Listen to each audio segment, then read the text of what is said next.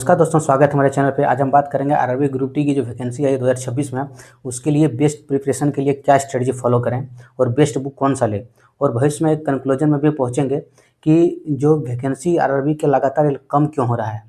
लगातार देखते हैं, जैसे हम लोग ने एग्जाम दिया था उसमें 50,000 की वैकेंसी थी आरआरबी ग्रुप डी में, और अभी उस तरह का वैकेंसी नहीं है। तो इसका कारण क्या है, और इसको अगर आप जल्दी आप ग्रैप नहीं करते हैं रेलवे में, तो भविष्य में आपको क्या क्या परेशानी झेलनी पड़ सकती है, उसका भी कंक्लूजन देखेंगे। इसलिए वीडियो को आप पूरा देखेंगे, आपको कुछ सीखने को जरूर मिलेगा। और देखिए सब इसमें 3 रोल प्ले करता है। पहला मैथ हो गया, दूसरा साइंस, और तीसरा हो गया रीजनिंग। और एक चौथा जो पोर्शन है वो करंट अफेयर्स का है और जीएस का है, जीके का है। तो उसमें उसके लिए ज़्यादा टेंशन नहीं लेना है। उसके लिए करंट अफेयर्स, क्योंकि 10 नंबर तो उसमें करंट अफेयर्स ही आ जाता है, 10 से 12 नंबर, 15 नंबर तो भी सर पूछा है। तो उसके लिए कोई करंट अफेयर्स का ईयरली, चाहे ईयरली या फिर मंथली कोई फॉलो कर सकते हैं, जैसे एलुटेरिया हो गया, उसके बाद स्पीडी का हो गया। लेकिन देखिए साइंस के लिए आपको एनसीईआरटी पढ़ना है। साइंस के लिए एनसीईआरटी पढ़ना है। मैथ रीजनिंग के लिए मैं आपको भी बताता हूँ। तो देखिए आप सबसे पहले रीजनिंग के लिए कौन सा बुक फॉलो करें, तो किरण का एक ये देखिए बुक आता है, ये पूरा आरआरबी का है। ये सॉल्व कर लेंगे इसको आप, आरआरबी प्रीवियस ईयर पेपर है, ये देखिए अच्छा से देख लेंगे। तो इस तरह का ये बुक है, इसको आप प्रीवियस ईयर पूरा लगाइए। देखिए मैथ और रीजनिंग के लिए आपको सबसे पहला जो काम करना है वो प्रीवियस ईयर ही लगाना है, क्योंकि इतना क्वेश्चन बैंक हो गया है रेलवे के पास, और टीसीएस एग्जाम कराती है। इतना क्वेश्चन बैंक हो गया कि एक ही क्वेश्चन को बार बार वो रिपीट करता है। तो आप बिल्कुल मैथ रीजनिंग का क्वेश्चन बैंक पूरा लगाएंगे उसको, और अच्छे से पूरा उसको कर लेंगे मैथ और रीजनिंग। और मैथ के लिए भी यही आप फॉलो करेंगे। ये जो मान लीजिए समझ में जो टॉपिक नहीं आता है उसको यूट्यूब में फ्री देख सकते हैं आप, कोई ज़रूरत नहीं है किसी का कोर्स लेने का। ठीक है, ये इस तरह का बुक है। और दूसरा है साइंस के लिए। तो देखिए साइंस में आपको एनसीईआरटी पढ़ना ही पढ़ना है। तो आप 9th और 10th का एनसीईआरटी ले लीजिए, अगर उतना अंडरस्टैंडिंग आपको है समझने को कि 9th और 10th का बुक हम लेके आराम से उसको पूरा पढ़ लेंगे, तो उसके लिए तो ये प्रॉफिटेबल है, वो आराम से उसको पढ़ लीजिए। अगर जिसको मान लीजिए उतना नहीं समझ में आता है उसको कैसे क्वेश्चन वहाँ से बनता है, तो आप देखिए किसी एनसीईआरटी का सार संग्रह का ले लेंगे। देखिए जैसे ये समान विज्ञान का सार संग्रह है एनसीईआरटी, बजरंग प्रसाद आईपीएस रहे हैं ये, तो उन्हीं के द्वारा ये संशोधित किया गया है। इस तरह का एक बुक आता है, ये देख लेंगे, इसको ले लेंगे। देखिए एनसीईआरटी का सार संग्रह, इसमें ओल्ड न्यू दोनों एनसीईआरटी का सार संग्रह है। फिजिक्स का मिलेगा, केमिस्ट्री का मिलेगा, बायोलॉजी का मिलेगा, कंप्यूटर का भी है, पर्यावरण परिस्थिति की जो इकोलॉजी थोड़ा 4 नंबर का आता है उसको भी आता है, विज्ञान प्रौद्योगिकी ज्ञान का। ये आप अच्छा से इसको कर लेंगे। खासकर फिजिक्स इसमें काफ़ी अच्छा दिया है, केमिस्ट्री भी अच्छा दिया है, और बायो और भी अच्छा दिया है। तो इस बुक को आप लोग प्रीफर कर सकते हैं। इसको देखिए कि पढ़ने का एक नियम क्या है, जैसे आप टॉपिक कोई मान लिए द्रव की अवस्थाएं निकालें, लिक्विड एंड स्टेट, द्रव की अवस्था। तो साइंस में देखिए अगर कीवर्ड आप पकड़ लिए हैं, साइंस में अगर कीवर्ड आप पकड़ लिए तो आधा आपका साइंस वहीं ख़त्म हो जाएगा।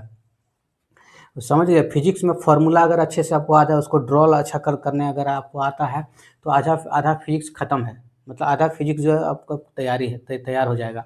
इस तरह का फिजिक्स और केमिस्ट्री और बायो में साइंस बहुत अच्छा आपको पढ़ने में इंटरेस्ट लगेगा। अगर नहीं भी साइंस बैकग्राउंड के हैं तो आप आराम से साइंस को कवर कर सकते हैं। अब देखिए जो मेन टॉपिक है मेरा, जो इसमें सार का जो कंक्लूजन के लिए बारे में बताए थे हम कि क्या है, तो उसके लिए देखिए ये प्रिपरेशन स्ट्रेटजी बुक तो देख लिए, और ये जरूर देखें, लिखें एक तरह से मैंने कि वैकेंसी का लगातार ग्राफ कम क्यों हो रहा है। देखिए क्योंकि पहले वैकेंसी जब हम लोग प्रिपरेशन किए थे ग्रुप डी का या फिर एनटीपीसी में, जब हम लोग आए हैं 2023 में, उस समय वैकेंसी कुछ ज़्यादा थी। लेकिन अब देखिए हर साल वैकेंसी आ रही है तो 5,000 6,000 के आसपास आ रहा है, जिसमें कंपटीशन काफ़ी टफ होता जा रहा है। क्योंकि देखिए एक ही बच्चा वो रिपीट हो रहा है बार बार, और कंपटीशन को काफ़ी बढ़ा रहा है। तो एक ग्रुप डी आपको मैंने प्रीफर क्यों कर रहा है कि ग्रुप डी आप ज्वाइन क्यों करेंगे। देखिए ग्रुप डी ज्वाइन अगर करेंगे तो आपके लिए 2-3 रास्ते खुल जाएंगे। जैसे आपने आरआरबी ग्रुप डी ज्वाइन कर लिया कोई भी पोस्ट पे, तो एक तो आप ओपन का तैयारी भी कर सकते हैं ग्रुप डी के साथ। ओपन का वैकेंसी आएगा तो उसके लिए आप तैयार रहेंगे तो वो ओपन से निकल सकते हैं। दूसरा एग्ज़ाम आता है जीडीसी, डिपार्टमेंटल जो एग्ज़ाम होता है जीडीसी, ये भी देखिए आपका जो अगर क्वालिफिकेशन है, अगर मैं आपने ग्रुप डी ज्वाइन किया, अगर आईटीआई आपको है, तो अब असिस्टेंट लोको पायलट आप बहुत जल्द बन जाएंगे। क्योंकि पहले ये नहीं आता था एएलपी का वैकेंसी, लेकिन अब बिल्कुल जीडीसी में आता है असिस्टेंट लोको पायलट का वैकेंसी। तो ओपन में जितना टफ कंपटीशन रहता है इसमें नहीं रहता, आराम से निकल जाएंगे। अगर पॉइंट्समैन मिल गया तो जीडीसी से अब निकल जाएंगे, तो एलडीसी से निकल जाएंगे। जीडीसी भी ऑप्शन रहता है, एलडीसी भी ऑप्शन रहता है, इसीलिए। और जैसे वैकेंसी अब ग्रेजुएट लेवल या अंडर ग्रेजुएट लेवल का देखते हैं कितना कम लिमिटेड में आता है। तो देखिए लिमिटेड में अगर वैकेंसी आएगा उसका कट ऑफ ऑटोमेटिकली जो है हाई जाएगा, और काफ़ी हाई जाता है। मैंने देखा है कि पिछले 2 बार से कट ऑफ किस तरह आप लोग भी देखे होंगे कि कैसे टफ कट ऑफ जा रहा है। इसलिए इस ग्रुप डी को मान लीजिए जो पिछला वाला ग्रुप डी में आपका नहीं हुआ, ये जो 22,000 पोस्ट आया इसमें एक सीट आप कंफर्म कर लेंगे भाई। इसमें देखिए ग्रुप डी का वैकेंसी और भी कम होने वाला है।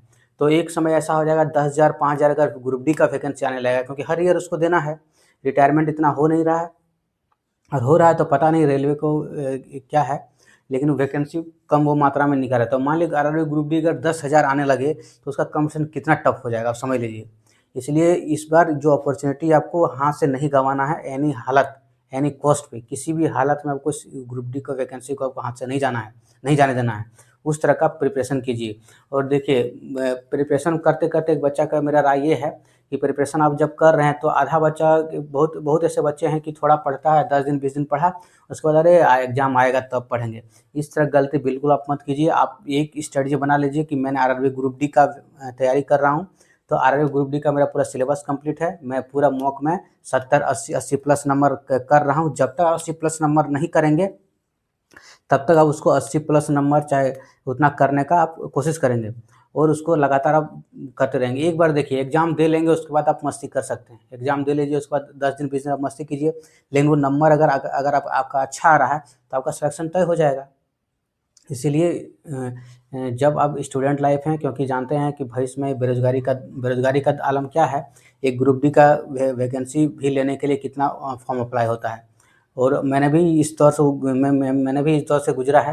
तो आप लोग को इसलिए मैं सही सलाह ज़रूर दूंगा कि तैयारी जब करेंगे आप लोग बिल्कुल अपने 100% उसमें देंगे। ऐसा नहीं है कि 10 दोस्त बोल रहा है कि अरे चलो घूमते हैं, यूँ करते हो, बिल्कुल नहीं। एकदम अब 1 महीना जैसे 6 महीना 7 महीना भी टाइम तो मिनिमम आपको मिलेगा ही मिलेगा। ग्रुप डी चाहे 8 महीना भी मिल सकता है। तो 8 महीना समझ लीजिए कि आपको सिर्फ ये 2 फेस्टिवल रखिए, एक मान लीजिए दुर्गा पूजा हो गया, एक छठ हो गया, इसमें तो आपको जाना ही जाना है। बाद बाकी आपको कोई ना ही शादी अटेंड करना है ना कुछ करना है। आप एक जॉब ले लेंगे, उसके बाद आप जो करिएगा, टाइम मिले चाहे नहीं मिले, अगर वो तो बात की बात है, लेकिन एक आपके हाथ में सरकारी नौकरी रहेगी। धन्यवाद। और भविष्य में जो भी अपडेट आएगा मैं देते रहूँगा अपने चैनल पे। आप लोग चाहें तो सब्सक्राइब कर सकते हैं। धन्यवाद।